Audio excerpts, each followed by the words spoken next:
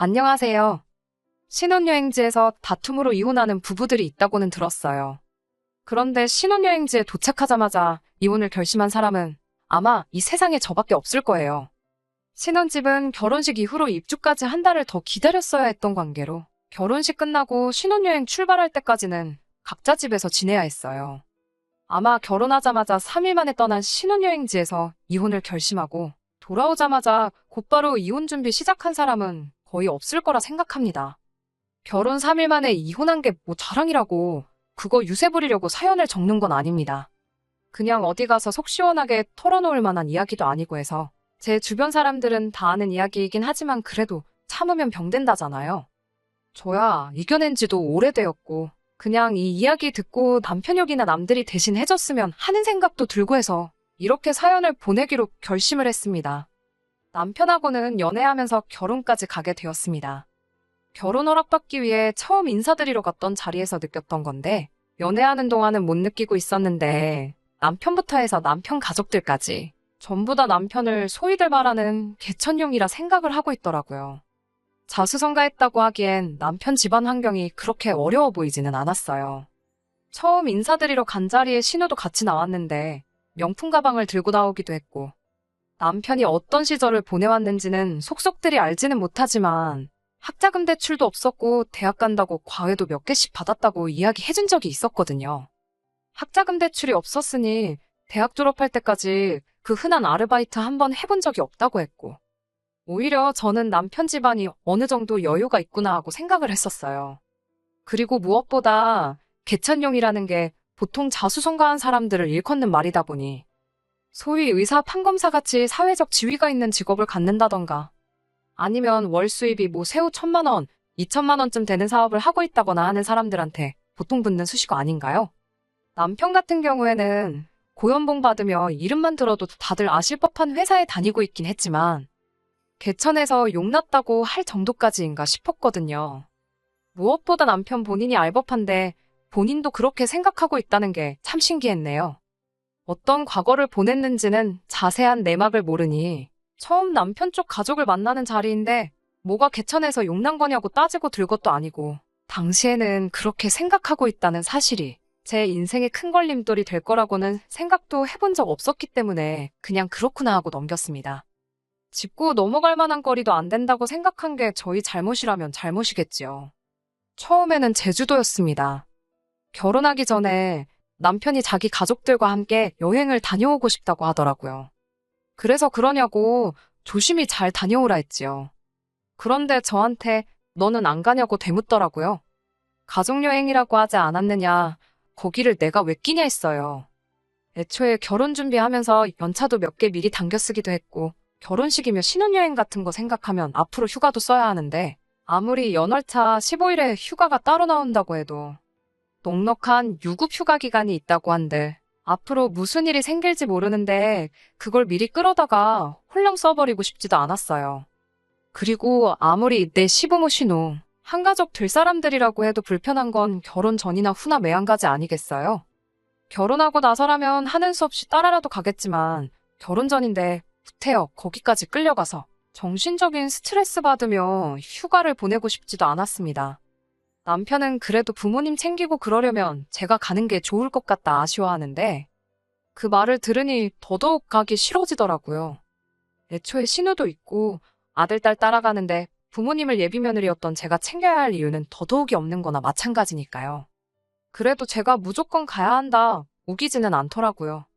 그건 참 다행이라고 생각했는데 그 다음 주에 만나서는 저한테 한다는 소리가 가족여행은 잠시 연기했다고 하는 겁니다. 이유는 따로 말해주지 않았는데 안 좋은 촉이 오긴 했어요. 이 인간이 기어이 나를 데리고 같이 가려나 보다 싶었지요. 그걸 굳이 꾸역꾸역 날짜까지 미뤄가며 내가 당신 부모님 수발들게 만들어야 하는 거냐 따졌더니 그런 건 아니랍니다.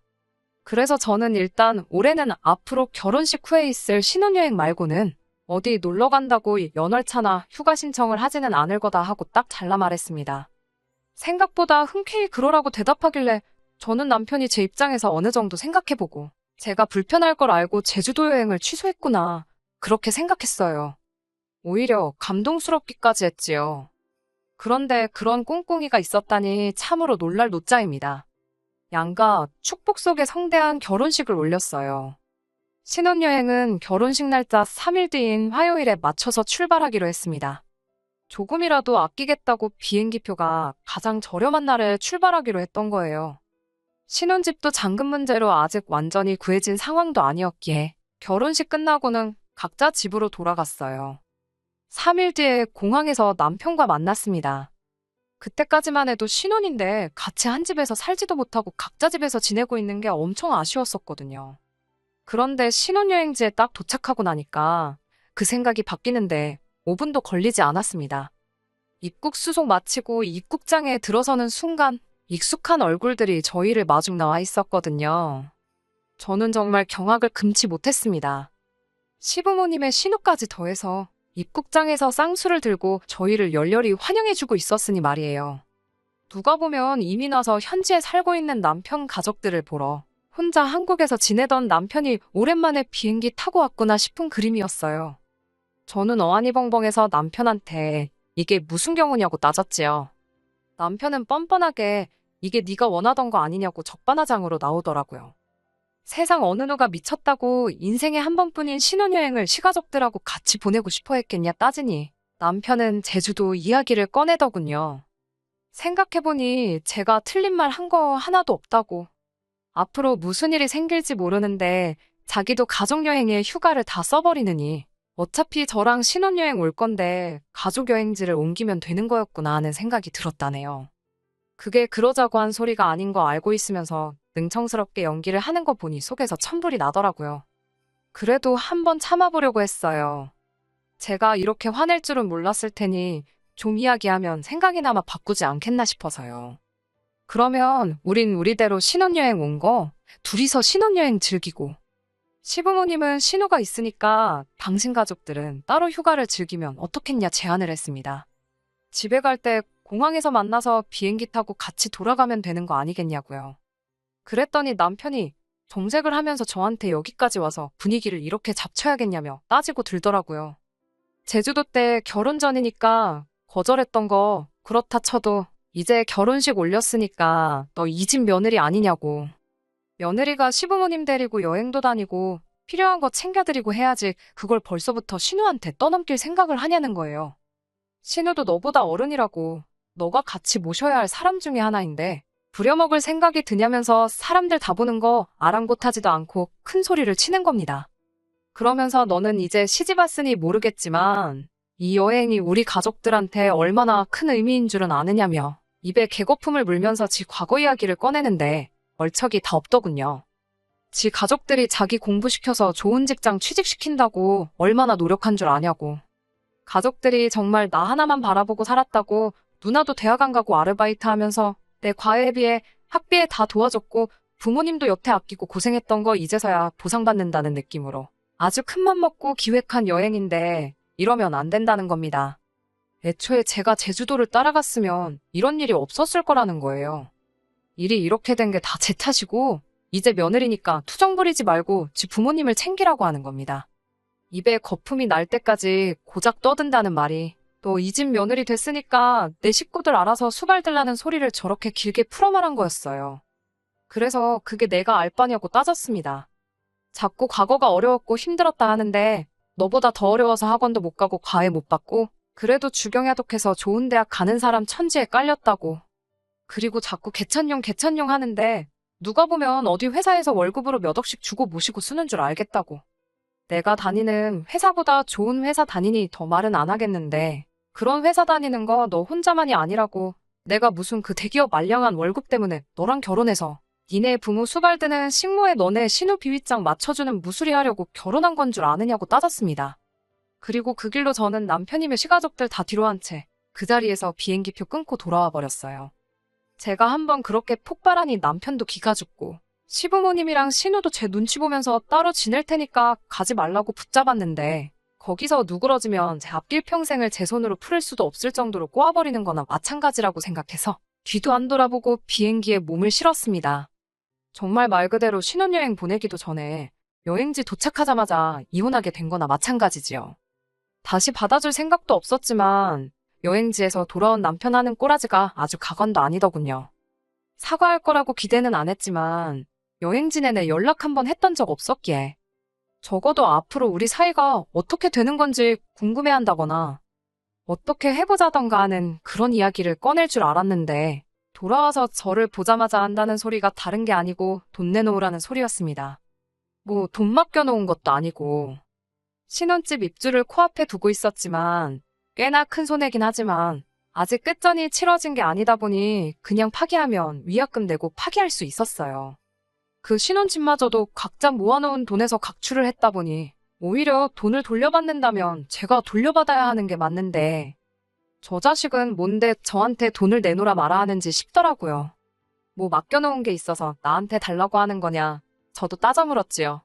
그랬더니 제가 자기 가족들 인생에서 처음 가보는 해외여행을 망쳐버렸으니 그 비용을 보상하라는 거예요. 부모님 비행기표에 신호 비행기표며 여행 전반적인 경비에 신호 휴가 나간 동안 못 받게 된 월급의 일부까지 계산기 두들겨서 가져왔더라고요.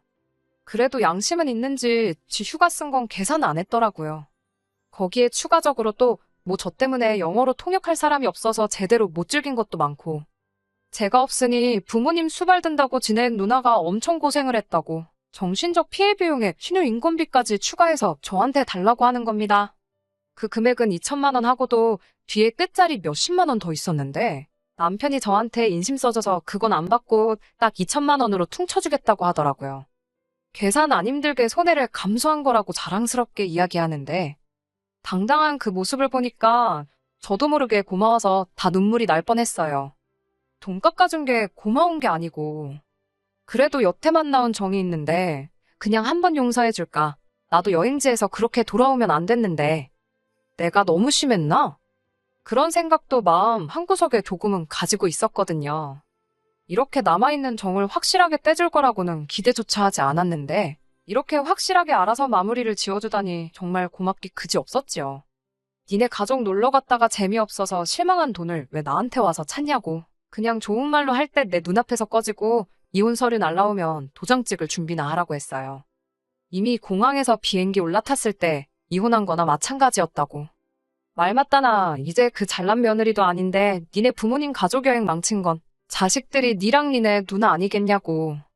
그러니까 그 여행 비용은 나한테 청구할 게 아니고 부모님도 똑바로 못 챙기고 여행지에서 벙어리 마냥 말 한마디 못한 네 잘못이니 네 스스로한테 청구하는 게 어떻겠냐고 했지요. 얼마나 힘든 과거를 보냈고 당신 가족들이 얼마나 고생했는지는 내가 듣도 보도 못해서 얼마나 큰 은혜인지는 가늠이 안 된다고. 하지만 그 은혜가 얼마나 크던 간에 그걸 너랑 결혼한 네 마누라, 며느리까지 나서서 갚아줘야 하는 은혜라면 그딴 며느리 자리는 내가 때려치고 만다고 딱 잘라 전해줬습니다. 다시 한번 그 잘난 가족여행 망친 건 니들 무능한 걸 탓하고 당신이야말로 집에 들어간 내 돈 제대로 안 돌려주면 어디 어떻게 되나 보자고 했어요. 그리고 이 이혼의 책임은 너한테 있으니 위약금은 위자료 줬다 생각하고 네가 내라고 했습니다. 그리고 어디 한번 안 접을 테면 안 접으라고. 내 전 재산 날려먹는 한이 있어도 대한민국에서 제일 유능하다는 변호사 구해서 어떻게든 그 돈 받아내겠다고 울음장을 놓았어요. 사실 이미 이혼에 대해서 알아봤던지라 남편이 유책 배우자로 이혼 소송 진행할 수는 있는데 위자료 받아봐야 얼마 되지도 않을 거란 이야기는 이미 들었습니다. 그런데 제 으름장이 효과가 있던 건지 아니면 평소에 그래도 제가 한다면 하는 성격을 몇 번 보여줘서인지 가족여행 망쳤다고 그 비용 물어내라던 남편이 어떻게 제가 시키는 대로 위약금 자기 돈으로 해서 제 돈 들어간 거 정확히 계산해서 돌려줬네요. 결국은 그렇게 이혼을 하게 되었습니다. 이혼 진행하는 과정에서 그제서야 정신을 차린 건지 저한테 사과하면서 가족들하고 얽히지 않게 잘 할 테니 다시 잘 해보자고 몇 번을 제 앞에 빌었어요. 하지만 그 진짜 속내는 아무도 모르잖아요. 한 번 속은 거면 충분하다고 생각해서 그냥 미련 남지 않게 딱 잘라 말해줬습니다. 다시 합칠 생각 없으니 부모님 은혜같이 갚아줄 며느리는 어디 딴 데 가서 알아보라고요. 그 뒤로는 지인들 통해서 소식이 들려오긴 하는데 최대한 안 듣고 신경 안 쓰고 살고 있습니다. 할 말 다 하고 쪽내서 속은 후련한데 결혼하자마자 이혼해버렸으니 이럴 줄 알았으면 혼인신고 좀 더 살아보고 할 걸 그랬다 하는 후회가 있긴 하네요. 다들 왜 살아보고 혼인신고 해라 그러는지 그 이유를 대충 알겠더라고요. 그래도 결혼식까지 올렸는데 나중에 제가 다시 결혼하게 된다면 혼인신고 안 했다는 사실을 숨기는 것보다 그냥 당당하게 있는 게 더 나은 것 같기도 해요. 지인들 통해 들은 말로는 남편은 벌써 새장가 준비를 하는 건지 여기저기 선자리도 알아보고 소개 자리도 다 나가는 것 같더라고요. 그런데 웃긴 게 남편은 상대방한테 이혼했다는 사실 숨기고 결혼 목전에 두고 성격 차이로 파혼하게 되었다. 뭐 그런 식으로 이야기를 하고 다닌다나 봐요. 딱히 그 사실이 중요한 건 아니지만 그래도 벌써부터 만나는 사람들한테 거짓말 살살 하는 거 보면 결혼 3일 만에 이혼까지 당하고도 정신을 못 차린 것 같아요. 아직도 부모님과 신우가 자기한테 베풀어준 큰 은혜에 대신 보답해줄 무수리 식모를 구하러 다니는 거겠죠? 열심히 했으면 좋겠습니다. 그런 식으로 결혼해봤자 그 끝엔 또 한 번의 이혼이 기다리고 있다는 사실은 그때 가서 깨닫게 되겠지만 말이에요. 끝까지 들어주셔서 감사합니다. 오늘의 사연은 여기까지입니다. 구독과 좋아요, 알람 설정 부탁드리고 더 좋은 사연으로 다시 찾아뵙겠습니다. 감사합니다.